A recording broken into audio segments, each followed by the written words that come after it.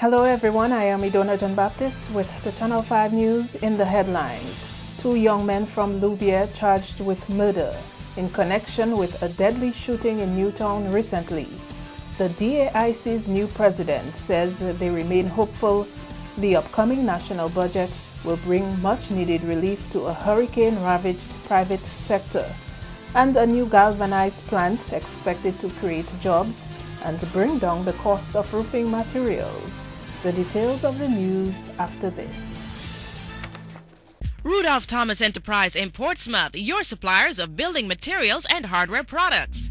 Over 20 years experience in the business. Rudolph Thomas has lumber and plywood, galvanized and fence pipe.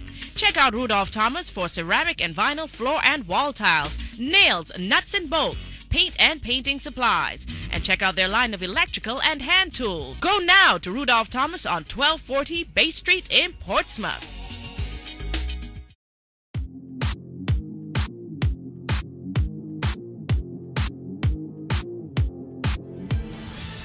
Welcome back. Monday marked the deadline for the recommendations to the Chambers of the Attorney General on the Anti-Terrorism Act. The document awaits its second and third readings in Parliament to allow it to be made law and become enforced. The United Workers' Party would have made its submissions to the Attorney General. Parliamentary opposition leader Lennox Linton said they only found out about government's intention to pass such legislation 7 days before the scheduled House of Assembly meeting. Although the government subsequently claimed that attorneys general in CARICOM had been discussing it, they claimed that the ministers of national security in CARICOM had been discussing it, the heads of government of CARICOM had been discussing it, and interestingly, although the head of government in Dominica, the Minister of National Security, the Attorney General have been involved in all these regional discussions, none of them saw fit to indicate to the people of Dominica that their intention was to introduce this piece of legislation, what did they hope to do with it, and to find out if the public had any concerns or any feedback about it. After all, laws are made for people to abide by, and it's important that the people who live in this democracy are aware of significant pieces of legislation that come before the Parliament. Linton says he understands the legislation is harmonized among CARICOM nations. However, he said the approach will also be to make it specific to one's jurisdiction. So we read the bill and immediately found some concerns with it. The government was quick to say, well, oh, it's harmonized legislation. This legislation has been around for how many years? Yeah, we know that the United Nations Organization on Drugs and Crime, as far back as 2009, thereabout, even before, have been presenting and giving member nations of the United Nations samples, model legislation that they could work with on anti-terrorism in their respective countries, recognizing, of course, that it is the final responsibility of these states, these member nations, to decide finally what they're going to adopt to suit the specific circumstances of their countries. The opposition view is that, based on their interpretation, the act would consider a normal protest an offense. However, the legislation states that an act which disrupts any service and is committed in pursuance of a demonstration, protest, or stoppage of work and is not intended to result in any harm to someone shall not be considered a terrorist act. Linton says that description should be revisited. The exception that they have introduced at Section 2.1 of the bill is inadequate because it only covers people seeking the right or pursuing the right to have a protest or demonstration or stoppage of work in circumstances where they disrupt service. But if they don't disrupt any service, then they're not covered under the exception and could be deemed guilty and be prosecuted for a terrorist act. These matters concern us because while we have to fight terrorism, while we have to join the rest of the world community in having the appropriate legislation that gives us the capability to fight terrorism on our doorsteps and to assist other countries in the fight against terrorism, we cannot at the same time be seeking to use that legislation to introduce, to have definitions of terrorism that would also want to bring into the fold now normal acts of dissent in a democracy that the people in the democracy are entitled to have. These are our fundamental concerns.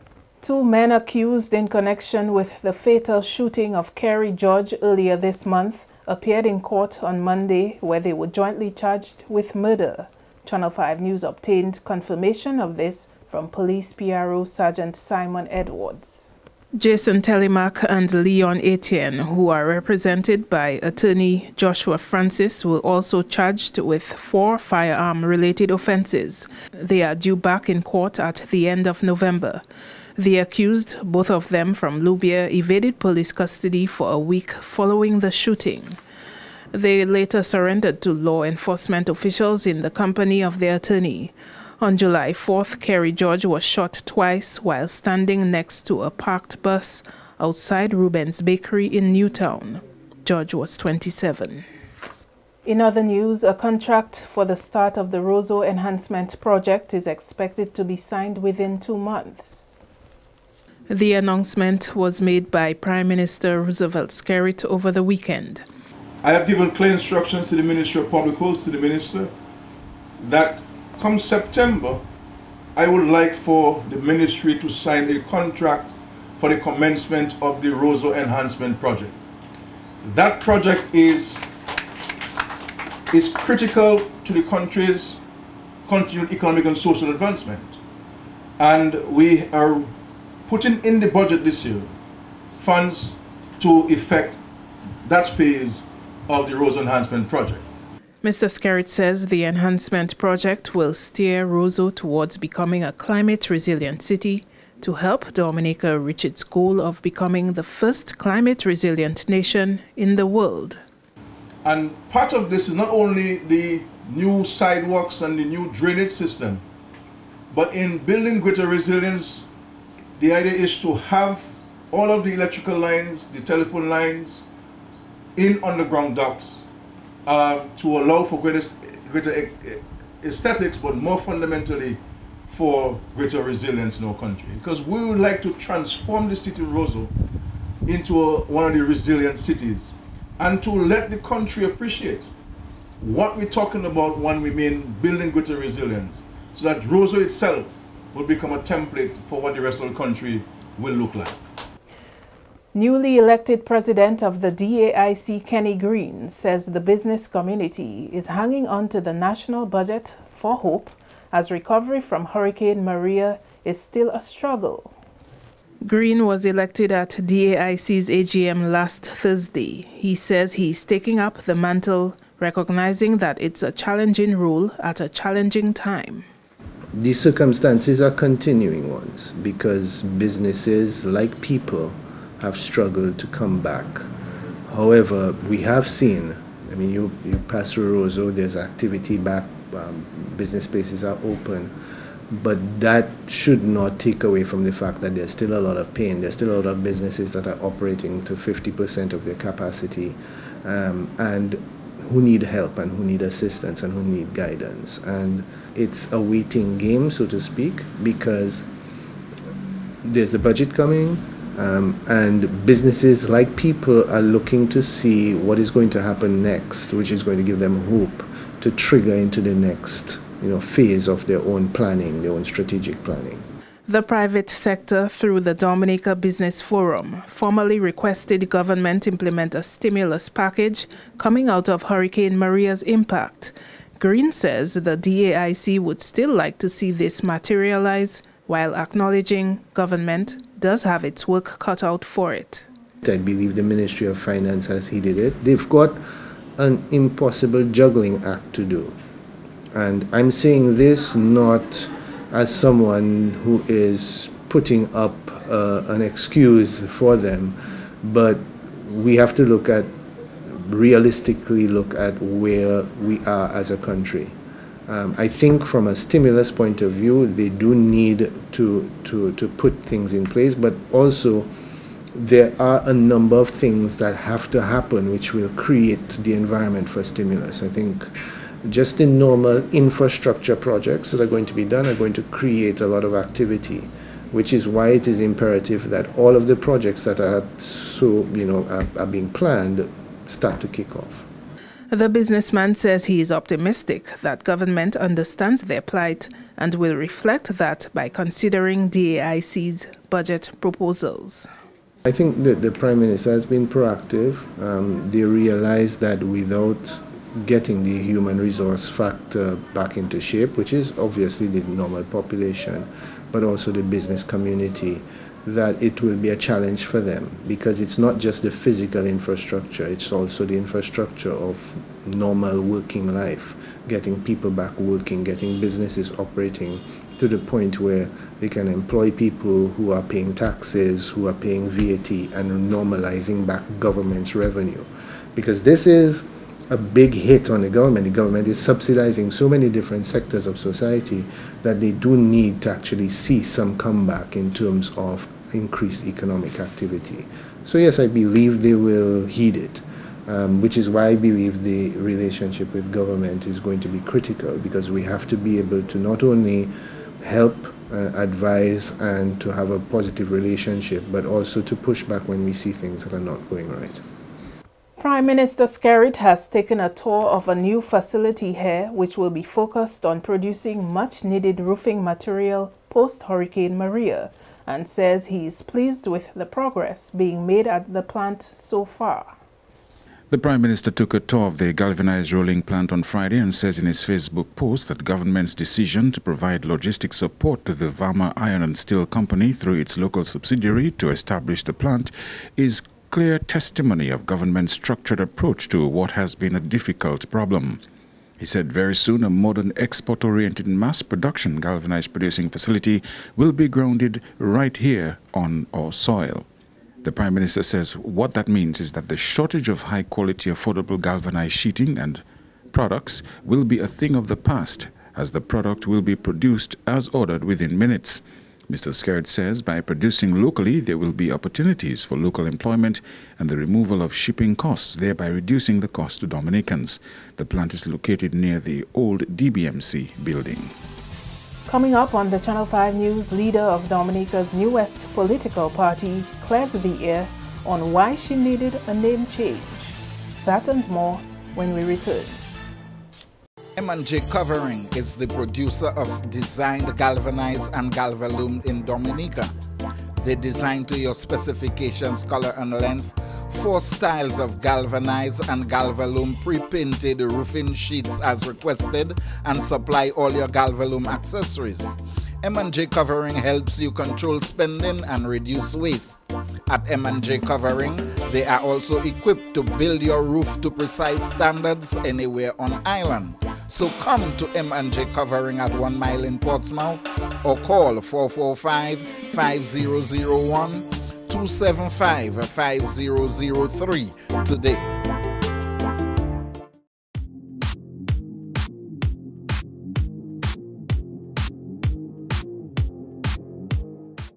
Thank you for staying with us. Permanent Secretary in the Ministry of Education, Chandler Hyacinth, has challenged supervisors to support teachers in utilizing the techniques learned during training sessions. Andrea Louis explains. The call came at the start of a week-long professional development summer training workshop organized by the Ministry of Education with assistance from UNICEF and Israel. Hyacinth says the lack of support from supervisors hinders the progress that can be made in the classroom by trained teachers. Professional development can be ineffective when it neither changes teaching practices nor improves students' learning. I want to use this opportunity to encourage the supervisors that are here to give our teachers support, all the support that they need to implement their new instructional practices that they are going to learn. It is hard for teachers to implement ideas without ongoing support, and the supervisors who are placed to do the necessary are the ones we expect to give the ongoing support so that teachers can do the work that they have to do. Hyacinth went on to say that training teachers in professional development will also help to build resilient classroom structures. Professional development is how we build resilience in our education system, helping our teachers to address the varied situations that exist or they will be exposed to increase competence in the face of adverse conditions. And that's why we have the Israel working with us to work with our teachers as we prepare not just ourselves, but the students that are under care in times of disaster, in times of trauma, in times of difficulties. We too have to be able to work with our students as well. 100 teachers are participating in the week-long workshop, and another 80 will be specially trained in psychosocial support. Chief Education Officer Malena Fontaine says the overall plan of the ministry is to develop a more robust education system. You will be expected to return to your schools in the new academic year to assist in training the other teachers in your schools. The Ministry of Education and Human Resource Development in the recent past has been working on a professional development plan to address the needs of our system. Both formal teacher training and continuous teacher professional development is being considered. We would like to get to the point where we have the best trained teacher workforce that we can have, and that this will be reflected in the performance of our students at all levels. Among the areas to be covered during the workshop are multigrade teaching, classroom management and planning, and using technology to enhance learning. Leader of the People's Party of Dominica says she was forced to legally change her name because she was a victim of identity theft. Born Claudine Williams, she is now going by Sapphire Skylar Carrington. I've legally changed my name to McCall Sapphire Skylar Carrington. Okay, why? Sapphire Skylar is my middle name. Okay, why? Mm-hmm. Well, we had a case of identity theft. So basically part of re-establishing yourself after that is one of the easiest things was to change your name. Okay. So at least when they start using it, it becomes, well, a name not matching. Part of the process would be to change her name with Social Security to obtain identity theft protection. When I say case, the IRS, so for example, the IRS, they were filing my taxes. So the IRS do their investigation, which you're really not part of. They do not let you know who it is. They don't let you know anything. All you have to turn around and do is follow, some of their guidelines in terms of how you can protect your identity. And when you change your name, obviously you have to go to Social Security, and Social Security then determines, okay, well, what can you do? Basically, you have to take certain steps before Social Security can change your Social Security number and so forth. So I'm still in that process, which may become an issue now that we've gone public with my full name. Carrington has 2 children. She says their names would need to be legally changed as well. And China's ambassador to Dominica, His Excellency Lu Kun, has assured the public that work will continue on the major projects affected by Hurricane Maria. Here's Andrea Louis with more. A number of Chinese projects had been put on hold due to the devastation caused by the passage of the Category 5 storm. One such project is the West Coast Road, or the Iolibla Highway, which suffered damage from first Tropical Storm Erica in 2015 and then Hurricane Maria in 2017. In August last year, a groundbreaking ceremony was held to mark the start of a China-funded $53 million rehabilitation project on the highway, but this did not come to pass due to the hurricane. However, Ambassador Kun says some level of work has begun on the Iolibla Highway, with the full-scale project to get underway soon. Most of the people are very concerned about the West Coast Road.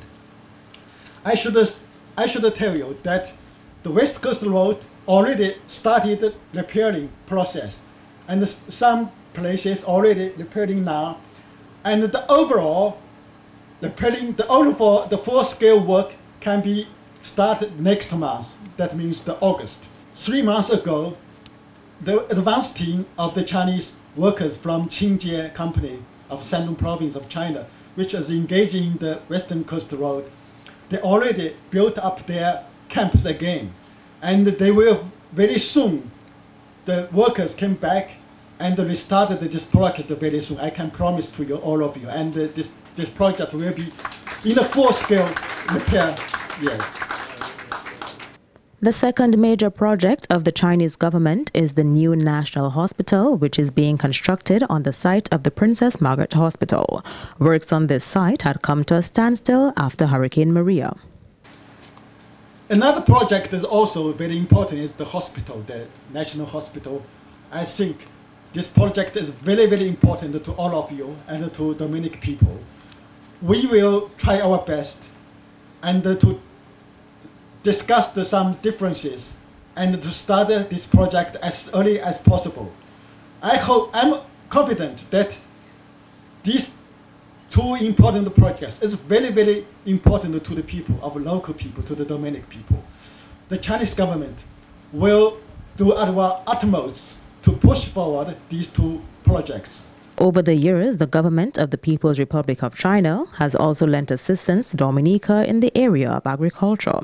Ambassador Kun says the Chinese experts under the Agriculture Mission have already visited the country since the storm. And I should tell you a good news that 2 months ago, the Chinese survey group, the expert team survey group, already come back to Dominic. And concerning the agriculture science complex building, they have already taken the feasibility study about this project. We hope that in the near future, in Portsmouth, we have a new building of the Chinese complex building concerning agriculture, development, and training, and other, for other purpose, other uses.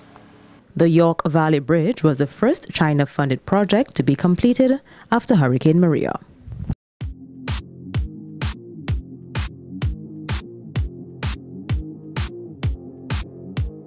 To end the news, the headlines again. 2 young men from Louviers charged with murder in connection with a deadly shooting in Newtown recently. The DAIC's new president says that they remain hopeful the upcoming national budget will bring much-needed relief to a hurricane-ravaged private sector, and the new galvanized plant expected to create jobs and bring down the cost of roofing materials. Feel free to contact us at news@marpin2k4.com. You can also access our past newscasts on our YouTube channel. On behalf of the entire production team, I am Idona Jean-Baptiste. Thank you for watching. Join us again tomorrow.